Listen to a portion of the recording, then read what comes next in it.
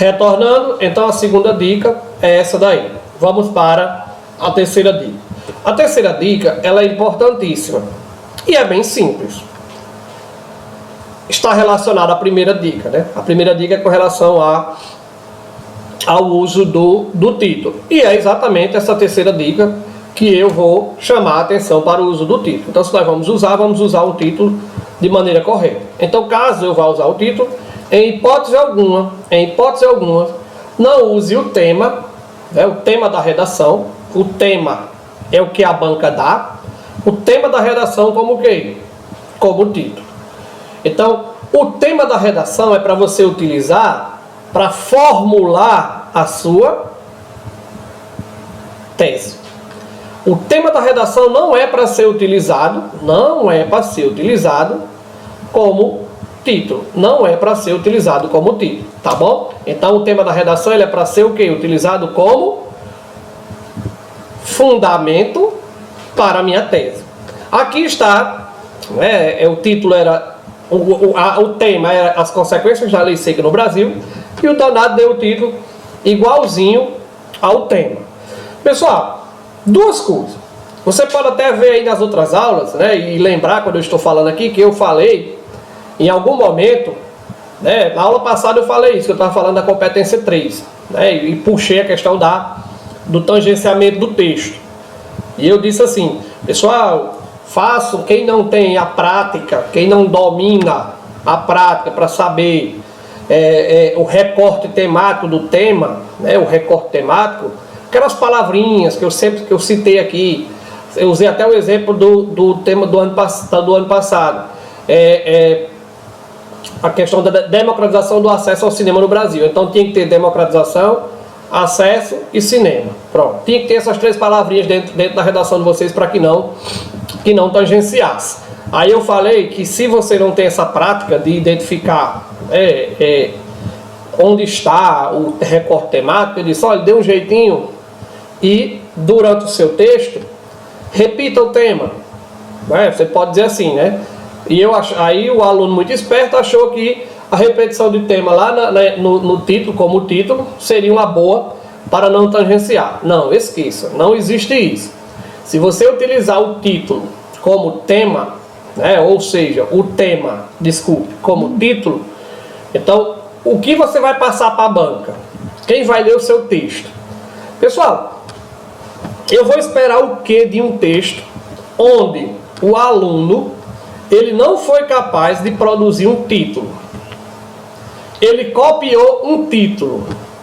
Então eu vou esperar o que de um aluno desse? Vou esperar o que de uma redação do aluno desse?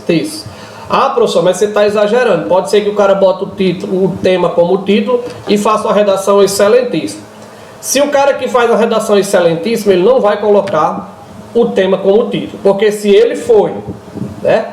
Se ele foi competente para desenvolver uma redação excelentíssima, né, uma redação boa, uma redação toda dentro dos parâmetros do texto dissertativo argumentativo e que pede o Enem, então, cara, ele sabe muito bem de que não se deve utilizar tema como título.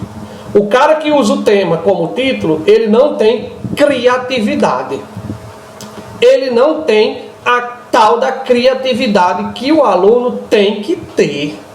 Então, esse é o perigo, ou esse é o motivo pelo qual não utilizar o título, o tema como título da minha redação, tá bom? Então, se eu for botar o título na minha redação, que é facultativo, a gente falou lá no primeiro ponto, eu sei que é facultativo, não é obrigado ele vir, mas se eu for colocar um título, que eu crie esse título a partir do texto que eu escrevi. E outra coisa, alguns alunos, não estou dizendo que é o caso de vocês, mas alguns alunos começam o texto, né, pelo título, e não é.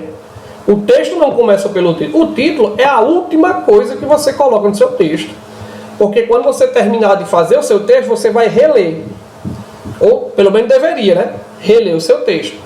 Ao término dessa releitura, e feita os ajustes que você achava que ainda necessitava fazer no seu texto, seja com relação à pontuação, à grafia, à acentuação, né? seja com relação à ideia mesmo, você lá na hora de ler achou que aquela ideia está um pouco solta, deu uma amarrada melhor na ideia. Então, se você terminou de fazer isso, aí sim você vai pensar em quê? No título. Tem alunos, desculpe, que dizem assim: eu vou começar aqui com o título, aí bota logo o nome. É como se você pensasse, né, no nome do seu filho antes de saber se é homem ou se é mulher, antes mesmo de fazer um filho. Pronto, é simplesmente isso. Então é você pensar com antecedência. Às vezes, aquele título que você pensou com antecedência não se encaixa com o que você desenvolveu. Ah, professor, tem que estar de acordo com o texto, mas é claro que sim. É claro que sim. Então, o texto, eu já falei aqui para vocês inúmeras vezes, o texto é um todo, do título ou da primeira linha até a última. Tem que falar da mesma coisa. Como é que eu vou ter um texto maravilhosamente bem, texto organizado, e o meu título fala de outra coisa diferente? Não existe. Então tem que estar interligado, sim. Por isso a importância de primeiro fazer o texto para depois saltar o título. Tá bom? Ok? Então nunca, em hipótese alguma, utilize o tema como título. O tema é para ajudar você ao quê? A tirar, criar, produzir uma tese. E a partir dela, você vai criar argumentos para fazer o seu texto. Tá bom? Terceira dica é essa. Quarta dica: não chute crase, pontuação, nem vírgula. Pessoal, é um grande, digamos assim, um dos grandes vilões, né, do alunado hoje é a questão da escrita. Às vezes, o aluno, né, vocês, até entendem do assunto, até manjam, né, o assunto, só que aí, na hora de escrever, né, na hora de botar para escrita, aí encontra-se as barreiras. É natural isso? Não é natural. Eu não vou dizer para vocês que é natural você ter dificuldades de transformar o que você pensa em texto. Não é natural. Parece que é. Você vai olhar para mim, mas parece que quase todos os alunos têm essa dificuldade. Pronto. Mas, infelizmente, é a exceção. Porque deveria ser fácil, né, você pensar e pôr em prática. Escrever. O problema é que nós não escrevemos.